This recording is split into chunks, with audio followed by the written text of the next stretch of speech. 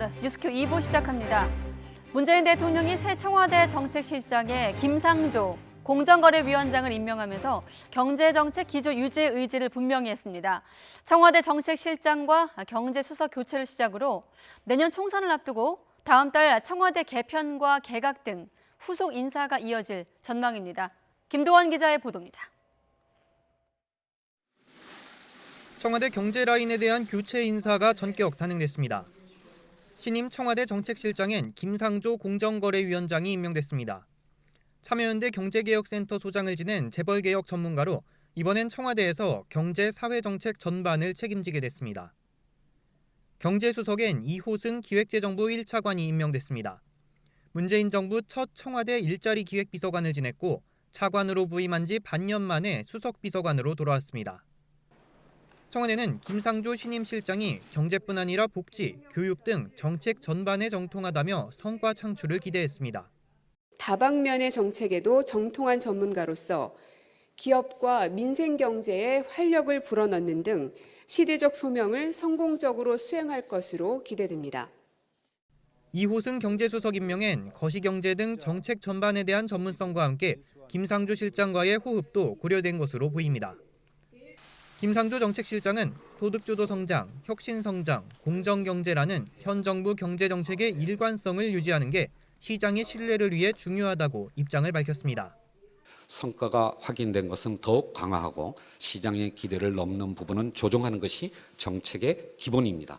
정부 출범 직후 사회수석으로 청와대 근무를 시작한 김수현 정책실장은 7개월 만에, 윤종원 경제수석은 1년 만에 자리를 물려주게 됐습니다. 청와대는 교체된 두 사람이 역할을 잘했고 충분히 성과를 냈다면서 경질이나 문책이 아니라고 선을 그었습니다. 이번 인사를 시작으로 다음 달 청와대 개편과 경제 외교 라인 개각 등 내년 총선을 앞둔 후속 인사가 이어질 전망입니다. YTN 김도원입니다. 네, 김상조 신임 실장은 정책 일관성을 강조하면서 혁신적 포용국가 정책을 유지하겠다는 뜻을 분명히 밝혔습니다. 김상조 정책실장과 이호승 경제수석의 소감 이어서 들어보도록 하겠습니다. 방향성에 대한 확신을 갖고 정부가 정책 기조의 일관성을 유지하는 것이 바로 기업을 비롯한 시장 경제 주체에게 예측 가능한 환경을 제공하는 길이라고 생각합니다. 성과가 확인된 것은 더욱 강화하고 시장의 기대를 넘는 부분은 조정하는 것이 정책의 기본입니다. 정책의 일관성과 유연성을 조화시키기 위해 청와대 정책실장으로서 경청과 협의에 최선의 노력을 다하도록 하겠습니다. 정부의 가장 중요한 책무는 국민의 뜻을 받드는 것입니다. 재계와 노동 시민사회를 비롯한 다양한 이해관계자들의 목소리를 듣고 국민 모두가 체감하는 성과를 낼 수 있도록 노력하겠습니다. 투자, 소비 등 내수와 민생 활력을 높이면서 대내외 리스크를 관리하는 것이 최우선 책무라고 생각을 합니다. 경쟁력과 생산성이 정책의 기본이 되도록 하겠습니다. 문제의식과 아이디어를 가진 분들을 널리 찾고 만나겠습니다. 정책 과제를 해결하는 데 있어서는 정부 내 칸막이가 없도록 하는 데 최선을 다하겠습니다. 경제팀이 경제부총리를 중심으로 유기적으로 조율되고 팀워크를 발휘할 수 있도록 충실히 지원하겠습니다. 청와대 경제라인 교체에 대한 정치권의 반응은 역시나 엇갈렸습니다. 더불어민주당은 문재인 정부의 경제정책을 잘 이끌어갈 적재적소 인사라고 평가했지만 야당은 회전문 인사라며 비판했습니다. 김영수 기자입니다. 여당인 더불어민주당은 청와대 경제라인 인사에 대해 혁신적 포용국가를 달성할 적재적소 인사라며 힘을 실었습니다. 김상조 정책실장과 김호승 경제수석에게는 현 정부의 국정 철학과 비전을 현실화해달라고 주문했습니다. 문재인 정부가 추진하고 있는 소득주도 성장, 혁신성장, 공정경제 실현에 박차를 가해주길 기대합니다. 반면 정부의 경제 실정을 지적하며 청문회까지 요구했던 자유한국당은 싸늘한 반응입니다. 한국당은 반재벌 발언으로 구설에 오른 김상조 실장과 일자리 정책에 실패한 이호승 수석을 임명한 건 편향된 이념만을 숭배하는 편가르기를 계속하겠다는 것이라고 비판했습니다. 특히 소득주도 성장을 수정 없이 가겠다는 선언이라고 날을 세웠습니다. 총체적인 경제 실패를 가져오고도 이 청와대가 기존의 실패된 경제 정책을 더 강화하겠다는 그런 의지를 표명한 것으로 보입니다. 바른미래당도 회전문 인사라고 깎아내리며 사람이 아니라 정책이 문제라고 지적했습니다. 경제 철학을 바꾸지 않으면은 대통령이 경제 철학을 바꾸지 않으면은 우리나라 경제가 살아갈 수가 없습니다. 민주평화당은 신임 경제투톱도 민생 경제 실패 책임에서 자유롭지 못하다면서 양극화 해소를 위한 예산 개혁을 주문했고, 정의당은 답답한 경제 상황을 타개하기 위한 인사라며 경제정책 기조를 뚝심 있게 실행해야 한다고 밝혔습니다. YTN 김영수입니다. 네, 시진핑 중국 국가주석이 역사적인 북한 방문 일정을 마무리 짓고 베이징으로 돌아갔습니다. 네, 이번 북중 정상회담을 계기로 한반도 안보 정세는 다시 한번 새로운 국면을 맞게 될 전망입니다. 왕선택 통일외교 전문기자와 함께 이번 북중 정상회담 분석해 보겠습니다. 어서 오십시오. 네, 북중 정상회담 일정이 마무리가 됐습니다. 앞서 일부에 나오셨던 전문가분은 좀 보여주기식 행사였다라고 좀 평가하시던데 왕 기자께서는 어떻게 총평하십니까? 그런 보여주기 면이 있지만 또 의미가 있던 부분도 있었습니다. 네. 그것이 이제 비핵화 협상이라고 하는 것의 구도가 변경이 될 수가 있어요. 형식적으로 구도가 변경이 되면 내용도 변경이 될 수가 있습니다. 그리고 현재 비핵화 협상이 교착 상태에서 나아가지 못하는 상황이거든요. 네. 이것을 물꼬를 터서 비핵화 협상을 진행을 시킨다면 그것도 상당히 의미가 있다고 보기 때문에 의미가 있는 부분도 있다 이렇게 볼 수가 있고요.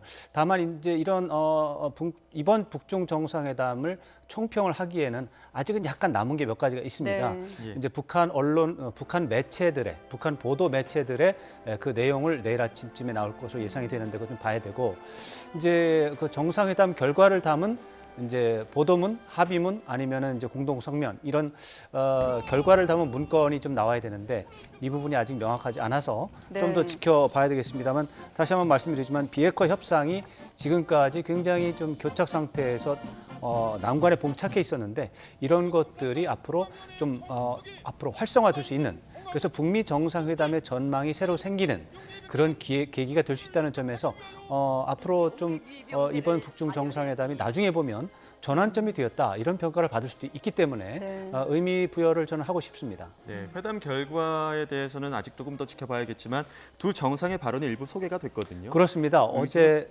정상회담 내용이 이제 중국 언론을 통해서 보도가 많이 됐는데 이제 북쪽에 이제 김정은 위원장이 지금 내용이 나오고 있습니다만 이제 인내심을 갖고 미국과 대화를 해결하겠다. 이제 미국과라는 말을 직접 하지는 않았지만 인내심을 갖고 대화로 해결하겠다 이렇게 이제 얘기를 했어요. 근데 저 앞에 말이 좀 있어요.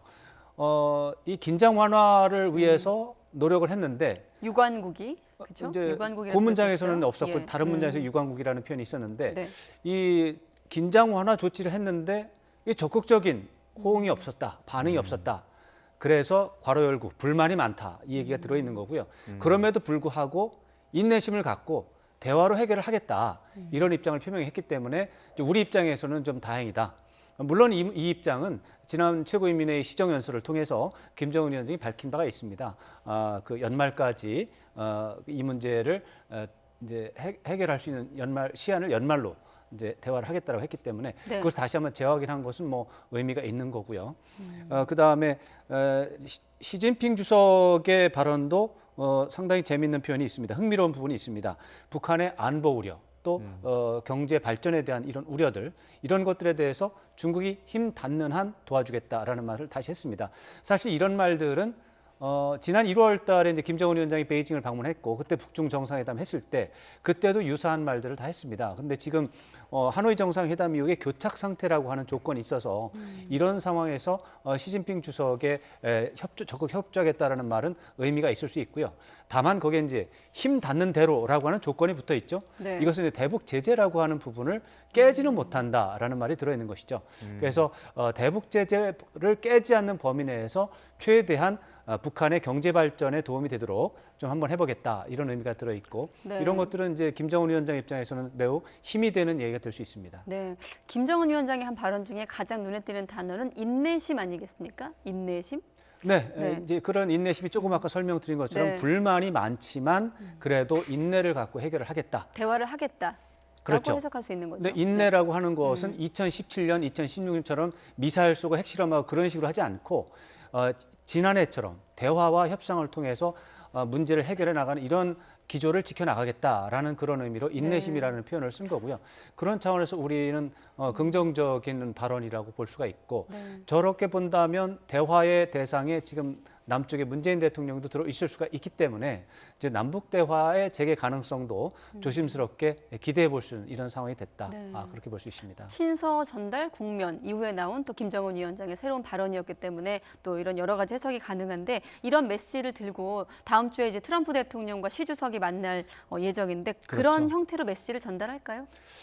지금 시 주석은 김정은 위원장과 대화를 나눴고 그 대화의 결과를 전달하면서 나름대로 이제 김정은 위원장의 의견이나 제안 또는 자신의 의견이나 제안을 하겠죠. 네. 김정은 위원장은 아무래도 이제 북미 정상회담을 해서 네. 문제를 해결을 하자라고 하는 그런 의견을 제시하지 않았을까. 그리고 이제 하노이 정상회담에서 사실 트럼프 대통령이 영변을 폐기하면은 부분적인 민생 분야 부분적인 제재를 해제할 수 있다. 이런 부분에 대해서 사실 서명하기 직전까지 갔다고 얘기를 했거든요. 그 부분을 다시 한번 계속해서 논의해 보자라고 네. 하는 제안을 했을 가능성이 좀 있고요. 시진핑 주석의 경우는 평화협정 체결을 위한 협상을 하는 것이 비핵화 협상에 도움이 된다라고 하는 그런 부분에 대해서 제안할 가능성이 저는 있다고 봅니다. 이 부분은 지난 1월 1일 신년사에서 김정은 위원장이 한 말이 있습니다. 네. 한반도 평화체제 구축을 위해서 다자 협상이 필요하다라고 하는 부분이 있어요. 그 부분은 결국 평화협정 체결을 위한 협상이라고 하는 것을 전제로 한 것이기 때문에 어떻게 보면 사자회담이라고 하는 형태가 부활되는 그런 예상을 해볼 수가 있어요. 그런 의미에서 보면 이번에 시 주석이 북한의 메시지를 트럼프 대통령한테 전달을 할 경우 어떤 중국의 좀 적극적인 역할을 담아서 전달할 거야 아니면 그야말로 메신저 역할에 충실할까요?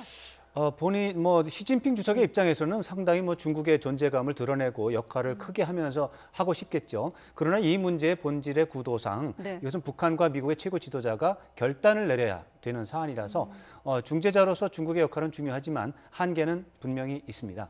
그래서 이번에 시진핑 주석은 그 중재자로서 역할에 충실을 하게 이제 행동을 할 것으로 예상이 되고요. 네. 그 중에는 이제 좀 더 적극적인 제안이 바로 제가 말씀드린 평화협정 체결을 위한 협상 같은 그런 것들이 논의될 가능성이 있다. 이렇게 봐야 되겠습니다. 예, 힘 닿는 한 도와주겠다라는 시 주석의 발언이 대북 제재의 틀을 벗어나지 않는 한에서 도와주겠다는 의미라고 앞서 설명을 해주셨는데 그렇습니다. 이번에 방문했을 때는 대북 제재의 틀을 벗어나지 않는 어떤 선물을 가지고 간 것으로 확인이 됐습니까? 아직까지 그 부분이 좀 확인이 안 됐기 때문에 이제 결과를 좀 봐야 되겠습니다. 조금 네. 더 아까 말씀드린 것처럼 이제 북한 보도 매체의 그 보도 내용을 좀 봐야 되고 예. 또 합의문 어떤 형태의 이제 합의 문건이 좀 나와줘야 되는데 그걸 좀 더 확인을 해보고 좀 봐야 되겠지만 일단 저 하루 전에 이제 시 주석 방문 하루 전에 노동신문 기고문을 통해서 몇 가지 밝힌 게 있어요. 거기에 보면 교육 분야, 문화 분야, 체육 분야, 또 관광 분야 이런 부분에 있어서 교류와 협력을 강화하는 문제에 대해서 시 주석이 거론을 했고요. 근데 네. 거기에 보면은 이제 중요한 무역 문제, 교역 문제, 그다음에 이제 통상 문제, 또 어떤 금융 지원이라든가 이런 문제는 쏙 빠져 있어요. 예. 이거는 이제 대북 제재 틀에 정확하게 걸리기 때문에 그 부분을 뺀 것이죠. 그래서 조금 아까 나열한 그런 분야에서 중국이 경제 지원을 할 가능성이 있고요. 한 가지 굉장히 특이한 점은 시진핑 주석을 수행한 수행자 중에 이제 허리핑 네. 중국 국가발전개혁위원회 거기 이제 주임인데 이분이 이제 중국에서 1대1로를 담당하는 분이죠. 예. 이제 화면에 보면 제일 아래쪽에 허리핑 국가발전 네. 계획, 국가발전 개혁, 네. 개혁위원회인데 저 조직이 중국 시진핑 주석이 아주 적극적으로 추진하는 1대1로를 어떻게 보면 지도하는 기관입니다. 네. 지도자입니다. 그 1대1로 정책에. 그 1대1로라고 하는 것은 전 세계를 상대로 지금 철도라든가 항만이라든가 교통과 연락, 연계성이라고 하는 것을 강화시켜서 좀 개발도상국끼리 서로 잘해보자. 그런 것들이 또 선진국도 같이 좀 끼워서 도와주자. 이런 개념이라서 지금 뭐 60개, 70개 되는 나라가 거의 가담이 돼가지고 철도와 항만과 또 도로교통 이런 것들을 지금 연결하는 네. 대규모 토목 사업을 하고 있는데 이 사업에 북한이 참여하는 문제가 논의됐을 수 있다. 그렇게 되면은 굉장히 좋은 게 북한도 중국이 철도 연결망, 동아시아 쪽의 철도 연결망에 북한도 가입이 되면 정말 경제적으로 도움을 받을 수 있거든요. 다만 이런 모든 것들은 비핵화 협상이 진전된다는 전제가 있는 것이고 진전이 됐을 때 철도 연결과 항만 연결에 대해서 중국이 나름대로의 비전을 제시했을 수가 있다. 이렇게 생각을 해볼 수가 있습니다. 네. 예. 앞서 베이징 특파원이 또 전해준 내용을 보면 중국의 언론들이 사실 그동안의 관례를 보면 시 주석의 동정을 뭐 저녁이나 다음 날에 보도를 했는데 신속하게 이례적으로 좀 대대적으로 보도하고 있다. 뭐 매시간 탑뉴스다 이렇게 전해줬습니다. 고위층의 의중이 반영됐다고 하던데 어떤 배경입니까? 그렇습니다. 네. 이것은 굉장히 좀 중국의 보도의 관행을 보면은 좀 이례적일 정도로 대대적으로 보도하고 있고 또 신속하게 보도하고 있다 이렇게 평가를 내릴 수가 있는데 그것은 최근에 이제 추정을 해보면 최근에 이제 중국 시진핑 주석 입장에서 네. 우울한 뉴스가 많았습니다. 미중 무역 전쟁에서 밀리고 있다. 이번 G20, G20 정상회담에서 단판을 보긴 해야 되는데 전망이 좀 어렵다 이런 얘기가 많고 또 홍콩 시위 때문에 사실은 굉장히 지금 코너에 몰려 있죠. 이런 우울한 뉴스들이 계속 있기 때문에 북중 정상회담이라고 하는 이런 어떻게 보면 시 주석의 존재감을 과시하고 드러내고 하는 이런 뉴스가 좀 더 나온다면 좀 분위기가 좋아지지 않을까. 대내용도 있군요. 대내용. 당연히 대외용보다도. 이제 최고 지도자들의 관심사는 언제나 국내가 좀 더 많은 관심이 있습니다. 그래서 중국 국내 정치 차원에서 존재감을 과시하고 긍정적인 뉴스가 더 많이 확산하는 그런 걸 기대했을 가능성이 있고요. 또 하나는 아까도 말씀드렸지만 한반도 안보 정세는 기본적으로 북한과 미국이 협상의 양축이고 남한 정부, 문재인 대통령이 양쪽을 도와가면서 이끌어가는 그야말로 양자 삼각회담 구도였거든요. 그런데 거기에 중국이 빠져 있었어요, 그동안. 중국이 한반도 문제 주요 당사자라고 하면서도 지금 지난해 이 협상 구도에서 빠져 있었기 때문에 지금 중국은 계속해서 한반도 안보 정세에 개입을 해서 존재감을 과시하고 의견을 반영할 수 있는 기회를 노려봤거든요. 네. 근데 지금 한국 정부가 하노이 정상회담 이후에 활동을 못 하고 있는 거예요.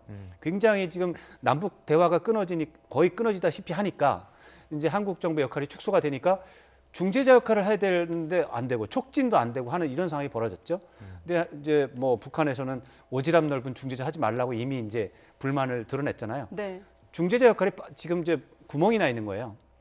중국이 지금 한반도 안보 정세에 개입할 수 있는 절호의 찬스다 이렇게 볼 수 있습니다. 그런 찬스를 활용하기 위해서 대대적으로 보도했을 가능성이 있다. 저는 그렇게 분석하고 싶습니다. 김정은 위원장의 의도도 한번 파악을 해봐야 될 것 같은데 네. 이번에 시진핑 주석을 역대급 규모와 수준으로 환대를 하지 않았습니까? 맞습니다. 이런 환대에는 어떤 의도가 있다고 지금 판단하십니까? 하노이 정상회담 이후에 김정은 위원장이 약간 어려운 처지에 몰려 있습니다.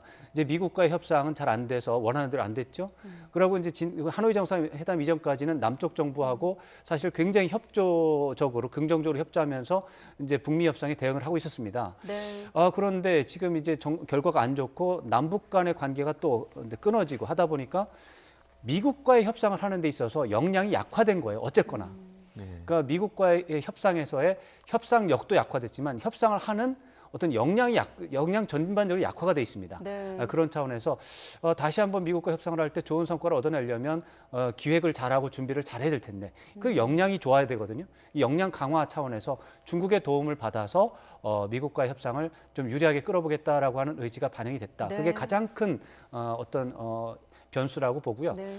또 그런 차원에서 그러려면 이제 시진핑 주석의 전폭적인 지지를 받아야 될 텐데 그러려면은 북한과 중국의 전통적인 친선 관계를 강화하는 게 좋겠다. 그리고 이것은 전통이라는 것을 강조하기 위해서 금수산 태양궁전 광장이라고 하는 상징적인 장소. 네. 거기 이제 김일성 주석과 김정일 국방위원장의 묘역입니다. 그게. 안치되어 있는 곳이죠. 쉽게 말해서 거기가 김일성 주석과 김정일 국방위원장의 묘역인데 그 묘역에서 환영 행사를 하는 거죠. 네, 아까 환영 행사 화면이 지나갔고 지금 이곳이 금수산 태양궁전. 그건 이제 광장이죠. 광장에서 하던 네. 환영 행사 장면이었고 또 체조를 관람했던 화면도 있는데 좀 잘 모르는 분들을 위해서 직접 설명 좀 해주시죠. 어떤 행사였는지. 네, 지금 이 장면이 이건 새로 들어온 화면인가요? 아니요, 그 조선중앙 TV에서 앞서 보도한 내용인데 네, 지금 보신 시청자분들을 위해서 부연 설명 좀 해주시죠. 네. 어제 저녁에 만찬을 하고 네. 그 다음 일정이 9시 40분부터 능라도에 있는 5일 경기장에서 시진핑 주석을 위한 특별한 대집단 체조를 지금 한 거죠. 이게 이제 관람하는 장면인데 이 능라도 이 5일 경기장은 먼저 번에 문재인 대통령이 그 참관했던 바로 그곳입니다. 아시다시피 15만 명의 관객이 들어가는 세계 최대의 경기장입니다. 이게 그 세계 최대라고 기네스북에 기록이 돼 있습니다. 이 다음에 큰 경기장은 한 12만 명 정도 수용하는 거라서 굉장히 규모 차이가 크고요. 네. 무엇보다도 이 대집단 체조에 참가하는 인원이 최소 5만 명입니다. 이 5만 명이 참여하는 저 엄청난 대집단 체조가 시진핑 주석과 중국을 위한 특별 프로그램입니다. 이것을 지금 공연을 하고 있는 그런 장면이기 때문에 이 시진핑 주석에 대한 환대라고 하는 것은 규모가 엄청나다. 네. 이렇게 볼 수가 있고 저는 사실 어제도 그렇고 오늘도 그렇고 어떻게 저렇게 며칠 만에 저렇게 엄청난 규모의 대집단 체조가 가능한가 이렇게 생각을 해봤는데 아마도 1월에 김정은 위원장이 중국을 방문하고 난 다음에 그때부터 대집단 체조를 준비했던 것 같아요. 불패 사회주의라는 제목으로 시진핑 주석이 원래는 4월 중순쯤에 평양에 오는 것으로 다들 예측을 했었거든요. 네. 그게 하노이 정상회담이 안 되면서 무산됐던 거거든요. 그래서 아마도 4월 중순 공연을 위해서 미리 준비를 했던 것을 그냥 보여준 게 아닌가 이런 생각을 좀 하고 있고요. 어쨌거나 시진핑 주석에 대한 환대는 역대급이라고 충분히 말을 할 수 있습니다. 네, 역대급 이른바 황제의전 맞습니다. 환영 행사까지 살펴봤습니다. 네, 지금까지 왕선택 통일외교 전문기자와 이야기 나눴습니다. 고맙습니다. 고맙습니다.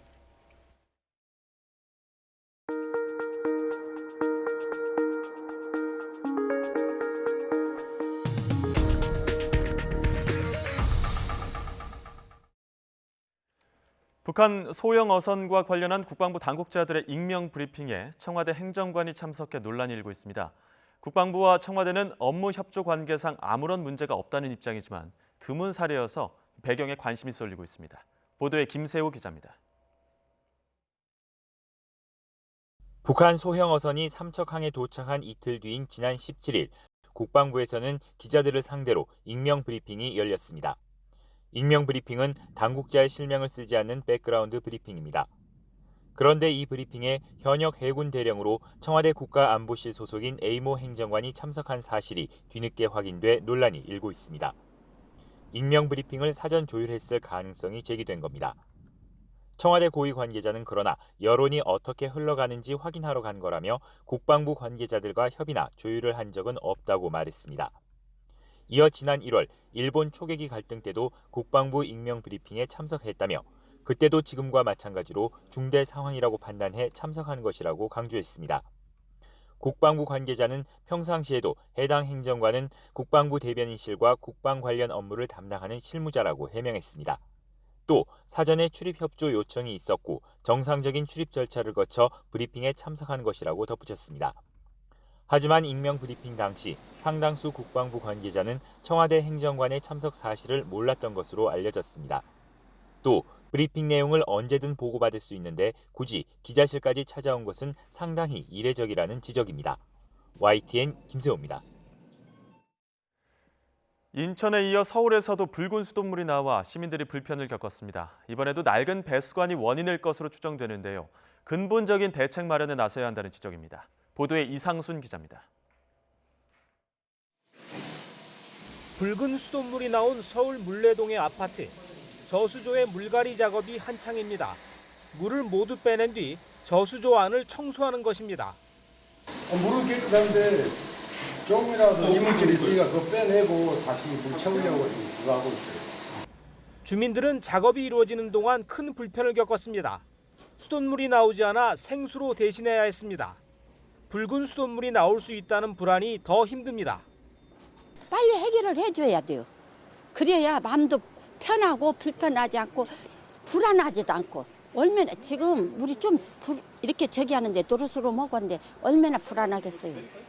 서울 영등포구 물레동 일대에서 붉은 수돗물이 나오기 시작한 건 지난 19일. 잠시만 수돗물을 틀어도 정수 필터가 붉게 변할 정도였습니다. 신고가 잇따르자 서울시는 현장에 대응팀을 급파했고 박원순 시장도 새벽에 긴급 점검을 나왔습니다. 이번에도 원인은 낡은 상수도관으로 추정됩니다. 일시적으로 침전물이 혼입됐다든지 하는 그러한 경위로 고탁수가 유입된 것. 그래서 저희가 가장 높게 보는 것은 교체하지 못한 노후관에서 비롯된 것이 아닌가. 물레동 일대 수돗물은 한강 취수장에서 출발해 암사정수장, 노량진 배수장을 거쳐 대방 배수장에 머물다 각 가정에 도착합니다. 대방 배수장 이전의 배수관들은 지난해까지 정비했는데 내년에 정비 예정인 대방 배수장에서 물레동까지 1.75km 구간이 문제였다는 뜻입니다. 서울시는 예비비를 투입해서라도 올해 안에 배수관을 모두 바꾸기로 했습니다. 다른 지역도 교체 시기를 앞당길 계획입니다. 하지만 수돗물에 대한 믿음이 연이어 무너지면서 시민들의 불신을 누그러뜨리긴 어려울 전망입니다. YTN 이상순입니다. 인천의 붉은 수돗물 사태와 관련해 정부 합동조사반이 두 번째 기자회견을 열었습니다. 이달 말까지 수돗물을 정상화하고 복구 진행 상황을 상세히 공개하겠다고 약속했지만 시민단체들은 믿어도 되느냐는 시큰둥한 반응입니다. 이기정 기자의 보도입니다. 3주 넘게 이어진 붉은 수돗물 사태와 관련해 관심은 과연 언제부터 안심하고 수돗물을 사용할 수 있느냐였습니다. 신임 인천시 상수도 사업본부장은 1단계 정수장 청소가 완료됐고 이달 말까지 수돗물을 정상화하겠다고 약속했습니다. 정수장 정수지 청소 사업은 지난 18일자로 완료를 했습니다. 그리고 현재는 2단계, 3단계 사업이 동시에 병행되고 있습니다. 정부 합동조사단은 현재도 수돗물은 세계보건기구의 먹는 물 기준 내에 들어와 있다고 밝혔습니다. 하지만 기준치 이내라 하더라도 망간 등에 의해 물 색깔이 붉게 나타나는 것은 정상이 아니라며 마시지는 말고 다른 용도로 사용하는 것은 무방하다는 다소 모호한 입장을 나타냈습니다. 기준상으로는 문제가 없는 걸로 돼 있는데 이제 뭘 저희가 걱정을 하는 거냐면 이제 사람도 민감한 사람이 있지 않습니까? 예를 들면 아기 같은 경우. 정부와 인천시는 현재 병입 수돗물 94만 병, 생수 126만 병을 확보해놓고 수돗물 정상화 선언 때까지 먹는 물을 지원하고 있습니다. 취약계층의 생수와 급식 등을 위해 특별교부금과 교부세 35억 원 외에 25억 원을 추가 지원한다고 밝혔습니다. 하지만 정상화 이후 피해 보상을 위해 구성될 민관 합동정상화위원회는 단체의 대표성을 놓고 내부적 갈등을 겪고 있어 해결이 쉽지 않아 보입니다. 이런 가운데 회견장에서는 정부 합동조사단의 대책을 믿을 수 없다는 시민단체의 항의가 이어져 정부 정책에 대한 불신이 여전함을 보여줬습니다. YTN 이기정입니다. 자유한국당 황교안 대표가 대학교 진로 특강에서 이른바 스펙보다는 남들과 다른 장기가 있어야 한다며 대표적인 취업 사례로 자신의 아들을 꼽았습니다. 학점도 엉터리, 영어 성적도 뛰어나지 않지만 여러 활동 경험이 대기업에 합격한 비결이 됐다는 취지인데 취업 준비생들 사이에서는 논란이 일고 있습니다. 직접 들어보시죠. 학점도 그냥 엉터리, 3점도 안 되고 또 뭐 영어 아까 뭡니까 토플 공부를 좀 해가지고 뭐 그때로 말하면 800점 정도 이렇게 뭐 되고 그러는데 다른 스펙이 하나도 없어요. 없는데 15군데 냈는데 10군데에서 서류 심사에서 떨어졌어요. 근데 나머지 5군데는 서류 심사에서 통과한 5군데에서는 다 최종 합격이 됐어요.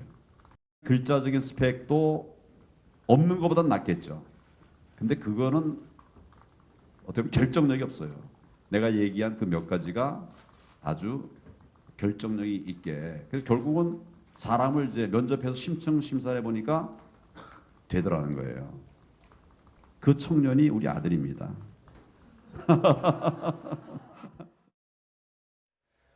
네, 황교안 대표의 발언을 놓고 정치권에서는 채용 의혹을 제기하고 있습니다. 정의당 김동균 부대변인은 논평을 내고 지난 3월 KT 새 노조에서 황교안 대표 아들의 부정 채용 의혹을 제기한 바가 있는 만큼 황 대표의 말이 사실이라면 부정체육 의혹이 사실에 가깝다고 의심할 수밖에 없다고 주장했습니다.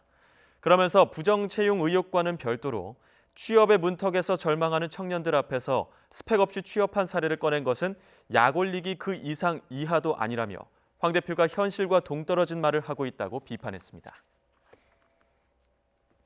한국전력 이사회가 여름철에만 전기요금 부담을 완화하는 누진제 개편안 의결을 보류했습니다. 한전은 오늘 오전 서울 양재동 한전아트센터에서 이사회를 열었지만 추가 논의가 필요하다는 의견이 많아 의결을 보류하고 조만간 다시 논의하기로 했다고 밝혔습니다. 한전은 조만간 임시 이사회를 열고 이 문제를 다시 논의할 예정입니다. 그러나 전기요금 개편안이 이사회 문턱을 넘지 못하면서 다음 달부터 누진제 개편안을 시행하려던 정부 계획에 차질이 생길 수 있다는 우려가 나옵니다. 올해 자율형 사립고 재지정 평가에서 지정 취소 결정이 내려진 전주 상산고와 관련해 국회 교육위원회가 오는 26일 전체 회의를 엽니다. 국회 교육위원회 전체 회의에는 상산고 재지정 취소를 결정한 김승환 전북도 교육감을 포함해 서울과 경기, 인천과 충북 등 자사고 평가가 진행 중인 5개 시도 교육감이 참석할 예정입니다.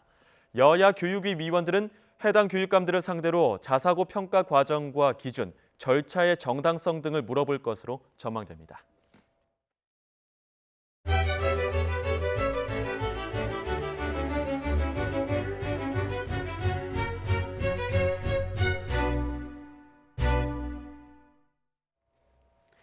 네, 한국인 유명 여행 칼럼니스트 주영욱 씨가 필리핀에서 총에 맞아 숨진 채 발견됐습니다.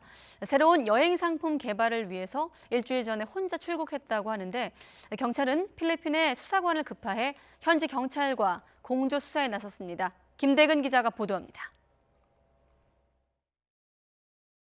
필리핀 현지 시각으로 지난 16일 오전 여행 칼럼니스트 주영욱 씨가 숨진 채 발견됐습니다.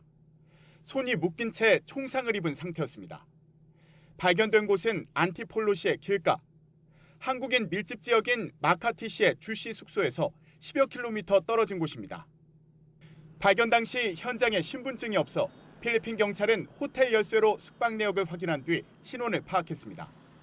여행업체를 운영하며 음식과 여행에 대한 칼럼을 써온 주 씨는 새로운 여행 상품 개발을 위해 지난 14일 혼자 출국했습니다. 여행사와 마지막으로 연락한 건 14일 오후로 시신이 발견된 16일까지 행적은 알려지지 않았습니다. 경찰청은 국제범죄 담당 형사와 감식반원, 프로파일러를 급파해 현지 경찰과 공조 수사에 나섰습니다. 경찰은 현지에 오래 거주한 경우가 아닌 단순 사업차 방문한 한국인이 피살되는 경우는 흔치 않다며 현지 동행인이 있었는지 등을 조사하고 있습니다. YTN 김대근입니다. YG 엔터테인먼트 소속이던 가수 비아이의 마약 의혹 사건을 서울중앙지방검찰청 강력부에서 수사하게 됐습니다.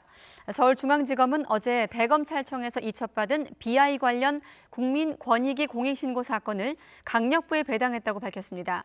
앞서 방정현 변호사는 3년 전에 경찰과 검찰이 비아이의 마약 투약 의혹과 관련해 구체적인 진술과 자료를 확보하고도 제대로 조사하지 않았다면서 제보자 한모 씨를 대리해 권익위에 신고했습니다. 6.25 당시 북한에서 강제 노역을 하고 탈북한 국군 포로 2명이 김정은 북한 국무위원장을 상대로 낸 손해배상 청구 소송 재판이 오늘 열렸습니다. 서울중앙지방법원은 오늘 오후 3시 85살 한모 씨 등 2명이 북한과 김 위원장을 상대로 못 받은 임금과 위자료를 청구하며 낸 손해배상 소송의 첫 변론 준비 기일을 열었습니다. 사단법인 물망초 소속의 국군 포로 송환위는 재판에 앞서 서울 서초동 법원 세거리에서 기자회견을 열어 이번 소송이 정치적인 선전에 그치지 않고 실제 법적 책임으로 이어지길 바란다고 밝혔습니다. 경찰대생이 술집 화장실에 카메라를 숨겨놓고 불법 촬영을 했다가 붙잡혔습니다. 서울 중부경찰서는 불법 촬영 혐의로 경찰대 3학년에 재학 중인 박모 씨를 불구속 입건했습니다. 박 씨는 지난달 10일 서울 약수동에 있는 술집 공용 화장실에 만년필처럼 생긴 카메라를 숨겨놓고 여성들의 신체 일부를 촬영한 혐의를 받고 있습니다. 국회 앞 폭력 집회를 주도한 혐의를 받고 있는 김명환 민주노총 위원장의 구속 여부가 오늘 결정될 예정입니다. 김 위원장은 영장 실질 심사에 앞서서 자신에 대한 구속영장 청구는 노조 탄압이라고 정부를 비판했는데 직접 들어보겠습니다. 민주노총 임원과 간부에 대한 탄압에 이어서 아침내 저에 대한 구속영장을 청구하기 이렇습니다. 문재인 정부의 민주노총 탄압에 대한 의지임이 분명하다고 판단합니다. 제가 저들의 탄압에 구속되더라도 공공부문 비정규 노동자들의 바로 정규직화를 위한 투쟁, 차별철폐를 위한 그 절규에 동지들 함께 투쟁으로 승리를 만들어 주십시오. 민주노총이 7월 총파업 투쟁이 반드시 사수되고 승리할 수 있도록 조직해 주실 것을 다시 한번 위원장으로서 부탁 말씀드리겠습니다. 서울시 소방재난본부가 낡은 김치냉장고에서 발생하는 화재가 해마다 꾸준히 증가하고 있다면서 소비자들이 각별한 주의를 당부했습니다. 소방재난본부 자료를 보면 서울에서 발생한 김치냉장고 화재는 지난 5년간 224건이며 올해도 이달 15일 기준으로 23건이 발생했습니다. 같은 기간 일반 냉장고 화재는 190건으로 김치냉장고 화재보다 더 많았습니다. 특히 지난 2001년에서 2000 사이에 생산된 제품이 불이 난 김치냉장고의 89%를 차지했습니다. 신공항 문제를 총리실에서 매듭짓기로 하면서 지자체 반응이 엇갈리고 있습니다. 이번 합의를 끌어낸 부산, 울산, 경남은 환영하는 분위기지만 대구와 경북은 이전 합의를 뒤엎는 거라며 강하게 반발하고 있습니다. 김종호 기자가 취재했습니다. 총리실에 신공항에 대한 최종 판단을 맡긴다는 게 국토부와 부산, 울산, 경남이 합의한 내용의 핵심입니다. 세 개 시도는 공동검증단을 꾸려 지난 4월에 김해공항을 확장하는 것만으로는 관문공항 역할을 할 수 없다는 결론을 냈습니다. 곧바로 세 개 시도가 꺼낸 카드는 총리실 검증. 지역 반발에도 흔들림 없이 기존 확장안을 추진하겠다던 국토부가 한 발 물러서면서 합의에 이르렀습니다. 부울경에서는 여러 가지 한계가 있다는 부분을 제시하셨기 때문에 이제 그 부분에 대해서 총리실에서 논의를 하겠다는 입장입니다. 부울경은 총리실이 마지막 판단을 한다면 확장안은 무산될 수밖에 없다는 자신감으로 환영하는 분위기입니다. 총리님께서도 합의해서 제안해오면은 받겠다는 입장을 여러 번 밝히셨고요. 그래서 이후에 오늘 합의된 결론을 총리실에 전달하고. 하지만 대구와 경북은 오랜 논란 끝에 5개 시도가 합의해 추진하고 있는 국책 사업을 정치적 의도로 뒤집었다며 강하게 반발했습니다. 가덕도 신공항을 내년 국회의원 선거에 쟁점화해서 덕을 보려는 부울경 정치권 정치적 꼼수에 국토부 장관이 부하내동한 것입니다. 지난 2006년 고 노무현 전 대통령이 검토 지시를 하면서 처음 공식화된 신공항 문제. 무산과 재추진, 재검토 등을 거친 긴 논란을 매듭지어야 한다는 무거운 책임이 이제 총리실로 넘어갔습니다. YTN 김종호입니다. 홍콩 시민 수천 명이 오늘 이른바 송환법으로 불리는 범죄인 인도 법안의 완전 철회를 요구하면서 정부 청사와 입법회 앞에서 다시 시위를 벌이고 있습니다. 주로 대학생들로 이루어진 시민들은 송환법 완전 철회와 지난 12일 집회의 폭동 규정 취소, 과잉 진압 책임자 처벌, 시위 참여자 전원 석방 등을 외치고 있습니다. 시민들은 대부분 검은 옷을 입고 나왔으며 정부 청사 앞 일부 도로를 차단하고 있습니다. 앞서 어제 홍콩 중문대와 홍콩 과기대 등 7개 대학 학생회는 위 4가지 사항을 요구했지만 홍콩 당국은 답을 내놓지 않았습니다. 올 시즌 미국 여자 프로골프 LPGA 투어에서 메이저 대회 2번 모두 우승을 거머쥔 우리 선수들이 3번째 메이저 대회를 시작했습니다. 공동 2위 김효주 등 상위 16명 중에 우리나라 선수만 7명입니다. 허재원 기자가 보도합니다. 잔뜩 찌푸린 날씨 속에 김효주가 러프에서 친 아이언샷이 홀컵 바로 앞에 멈춰섭니다. 완벽한 샷 감각을 선보인 김효주는 보기 1개와 버디 4개로 3언더파를 기록하며 선두에 한타 뒤진 공동 2위에 올랐습니다. 2016년 이후 3년 만에 잡은 우승 기회입니다. 오후 들어 비가 내리기 시작한 가운데 지난해 이 대회 우승자 박성현은 2언더파 공동 4위로 출발했습니다. 무엇보다 최근 난조를 보이던 퍼트 감각을 되찾은 게 반가웠습니다. 박성현은 긴 거리 퍼트에서도 완벽한 거리감을 바탕으로 공격적으로 홀컵을 겨냥했습니다. 올 시즌 메이저 대회 2번을 포함해 15개 대회 중 7승을 휩쓴 우리 선수들의 강세는 여전했습니다. 김인경과 양희영이 2언더파 공동 4위로 우승 경쟁에 뛰어드는 등 상위 16명 중 우리 선수 7명이 포함됐습니다. 이경훈이 절묘한 어프로치 샷으로 버디 기회를 잡습니다.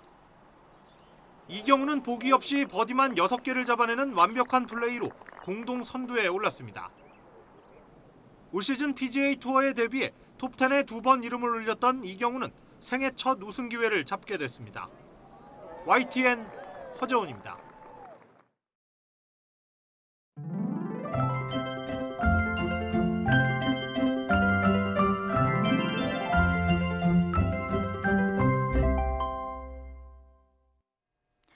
퇴근길 곳곳에 요란한 소나기가 지나겠습니다. 오늘 밤까지 강원 영서에는 최고 50mm, 서울 등 그 밖의 중부와 남부 지역에는 5에서 20mm의 비가 내리겠습니다.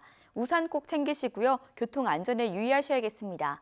내일 중북부 지방은 맑고 더운 날씨가 이어집니다. 서울의 낮 기온이 29도까지 오르겠는데요. 반면 충청 이남 지역은 흐리고 비가 내리면서 더위가 주춤하겠습니다. 내일 대구의 낮 기온은 27도로 오늘보다 무려 7도나 낮겠습니다. 내일 오전부터 충청 남부와 호남, 경남 서부, 제주도에는 비가 오겠고요. 밤에 대부분 그치겠지만 호남 지역의 비는 모레 새벽까지 이어지겠습니다. 특히 호남 동부와 지리산 부근에는 100mm 이상의 폭우가 쏟아지겠고요. 충청 남부와 경남 서부, 제주도에는 5에서 20mm의 비가 내리겠습니다. 내일 낮 기온은 중북부 지역은 오늘보다 2에서 3도가량 높겠고요. 충청 이남 지역은 1에서 4도가량 낮겠습니다. 서울 낮 기온 29도, 광주, 대구 27도, 부산 25도로 예상됩니다. 일요일인 모레는 더위 속에 일부 내륙에 소나기가 지나겠습니다. 지금까지 날씨 정보였습니다. 이상으로 뉴스큐 마치겠습니다. 함께해 주신 여러분 고맙습니다.